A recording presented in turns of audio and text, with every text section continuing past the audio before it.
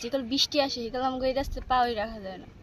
আমাকে অনেক কষ্ট হয় এই রাস্তা দিয়ে যাতায়াত করতে। আমাকে দাবি যে আমাকে এই রাস্তাটা হয় দিতেই।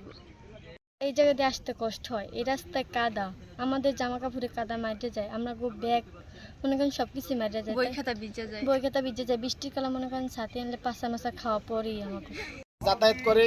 রাস্তার অবস্থা খুবই খারাপ। এই কাজগুলো সরকারের কাছে আবেদন জানাইলাম, রাস্তাটা যেন অত দ্রুত কাজকাম করে দেয়।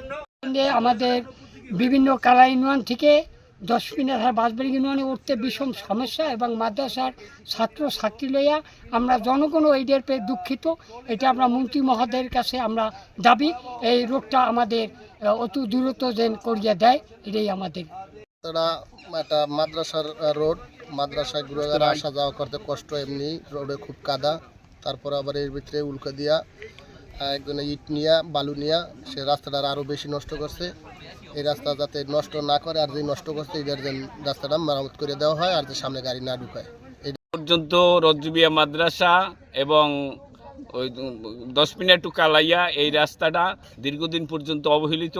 এই সড়কে অনেক লোক যাতায়াত করে এবং এই সড়কটা যথাশীঘ্র পাকা তার জন্য কাজ করছেন এবং তিনি এই উন্নয়নের যেই অজপাড়াগয়ের যে রাস্তাঘাটগুলো আছে তিনি আবেদন নিচ্ছেন। আমরা চাচ্ছি যে তার মাধ্যমে আমাদের এই কাঁচা রোডটি যেন সমাধান পাই, এজন্য